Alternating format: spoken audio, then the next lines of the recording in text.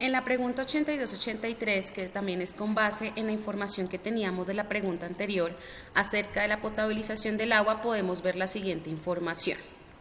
Bueno, entonces retomemos que nos están indicando las dos alternativas de potabilización. En este caso la pregunta nos muestra las reacciones químicas o digamos la solución química que se le realiza al agua para potabilizarla.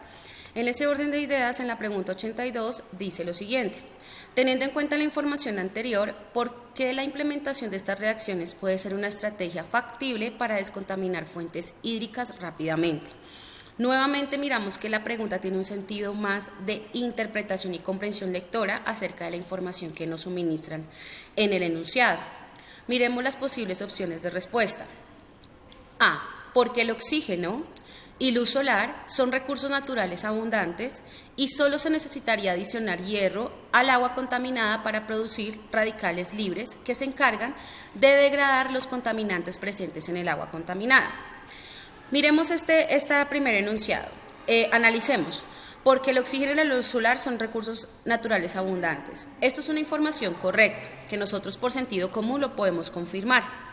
Si necesitáramos solamente adicionar hierro al agua, las reacciones nos deben dar, o la información que está en la parte superior, que en este caso sería el enunciado, y como lo podemos ver efectivamente es el hierro, nos daría a dar pie para poder confirmar esa información, y es correcto. Entonces, indica que esto se permite para producir radicales libres que se encarguen de degradar aguas contaminantes presentes en el agua.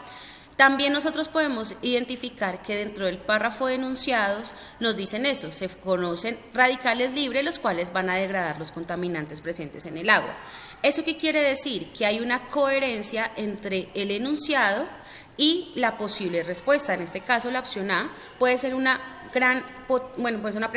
respuesta que tenga un gran potencial para poder ser la correcta en este caso. Sin embargo, tenemos que mirar la opción B, C y D.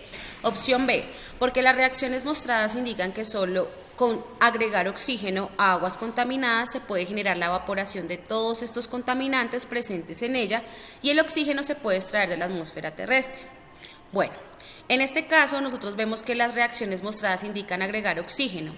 Sí, es correcto con la información que vemos aquí, pero no van a generar evaporación. En ningún momento se presenta el fenómeno físico de la evaporación, es decir, esa información no la suministra el texto y tampoco está en el contexto de las reacciones. Por lo tanto, la opción B es incorrecta.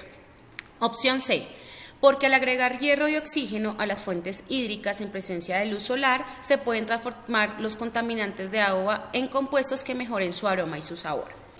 En esta afirmación podemos indicar que la primera oración es correcta.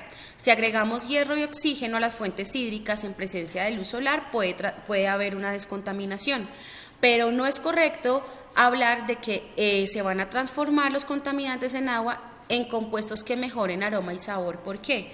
Porque dentro de la información que nos suministra la pregunta y el enunciado y las reacciones no se habla de estas características. Por lo tanto, no podemos dar hipótesis de alguna información que no está dentro del contexto de la pregunta, es decir, pues no tenemos toda la información para poder aseverar que eso sea cierto. Por lo tanto, la opción D tampoco sería correcta. Opción D. Porque el hierro forma una capa protectora sobre el agua y actúa como un filtro que no permite la formación de contaminantes sólidos o de radicales dañinos para el consumo humano. Esta afirmación, pues, de entrada ya tiene información que no hemos visto dentro del enunciado y el contexto de las reacciones, por lo tanto, pues tampoco podemos aseverar que sea el hierro una capa protectora al agua si quisiésemos mirar, digamos, el enunciado. En sentido común y conociendo un poco más a fondo el concepto químico, ninguna sustancia hasta hoy conocida pues hace esta sobreprotección. Lo que hacen es generar capas superficiales de coherencia o cohesión a las moléculas del agua, pero en este caso el texto no nos explica esta información. Por lo tanto, pues la opción D tampoco suplementa o llena toda la información que nos están pidiendo en el enunciado. Esto quiere decir que la opción más correcta y más viable en este caso sería la opción A.